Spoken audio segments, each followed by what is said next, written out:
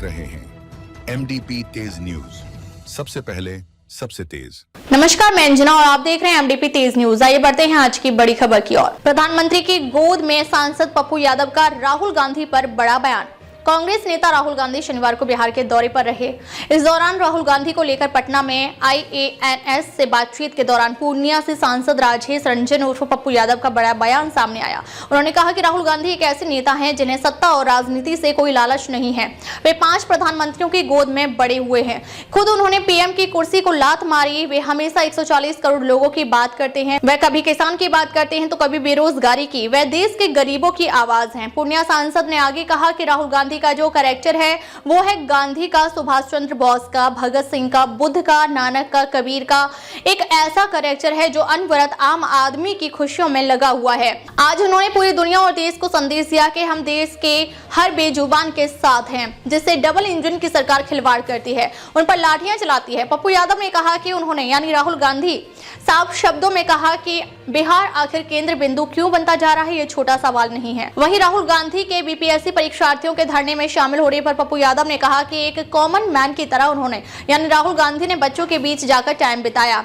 पप्पू यादव ने जन स्वराज का बिना नाम लिए निशाना साधते हुए कहा कि राहुल गांधी ने उस राजनीतिक पार्टी को संदेश भी दिया है कि सिर्फ दलाली करते हैं, अपने चेहरे को चमकाते हैं, अपनी दुकान चलाना चाहते हैं। जबकि हमारे साथियों ने पूरे बिहार में रेल चक्का जाम किया, कभी छात्रों को अपने साथ नहीं जोड़ा। हमारे नेताओं ने लाठी खाई, उन पर केस दर्ज हुए लेकिन किसी का इस्तेमाल नहीं किया। लेकिन जो राजनीतिक पार्टी इस्तेमाल करती है उन्हें राहुल गांधी से सीखना चाहिए। और अब आप कह रहे हैं कि सब कुछ छोड़ दूंगा लेकिन पूर्णिया नहीं छोड़ूंगा। ऐसे समझिए कि मैं तो कभी किसी दल किसी से टिकट मांगा नहीं। नाराजगी की तो मेरी कोई बात नहीं हो सकती। आपको पता है कि पूर्णिया से 4 बार निर्दलीय है। मेरी माँ भी चुनाव लड़ी, 32,000 से हारी निर्दलीय कांग्रेस के समर्थन से।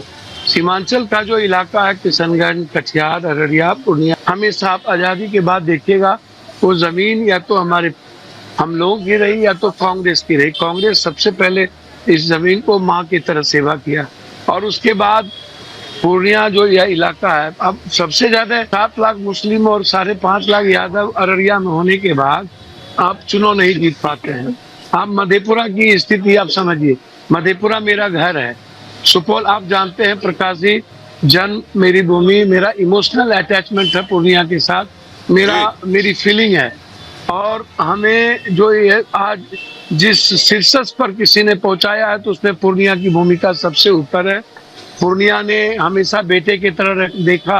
कभी भी किसी ने किसी जाति के आधार पर पप्पू यादव को यहाँ नहीं देखा, किसी मजहब के आधार पर। अब लालू यादव जी से मैं मिला, मैंने उनसे आग्रह किया।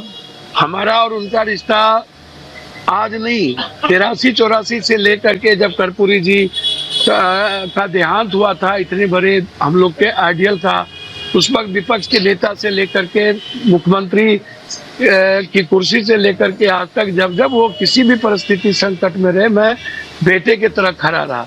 वो तो उनको मैंने तो कभी भी रिश्ते में कभी नहीं रखी। मैं तेजस्वी जी से कहा कि आप मुख्यमंत्री बनिए, हमारी जो भूमिका होगी एक बड़े भाई की, मैं आपके साथ खड़ा रहूंगा। अब उनकी पत्नी ने ट्वीट करके भी इंस्टाग्राम पर हम दोनों के साथ को गाने के साथ उसने ट्वीट किया। हमें अच्छा लगा उस बच्ची ने जिस तरीके से परिवार के माहौल को ट्वीट किया। आखिर मैं देखिए, मेरी दिक्कत क्या है कि सीमांचल कोसी हमेशा दूसरों को मुख्यमंत्री प्रधानमंत्री बनाता है। एक जमीन एक ताकत है, जो उसका खून है, जिसको उसने पैदा किया। पूर्णिया की धरती ने, सीमांचल और मधेपुरा ने पैदा किया पप्पू यादव को।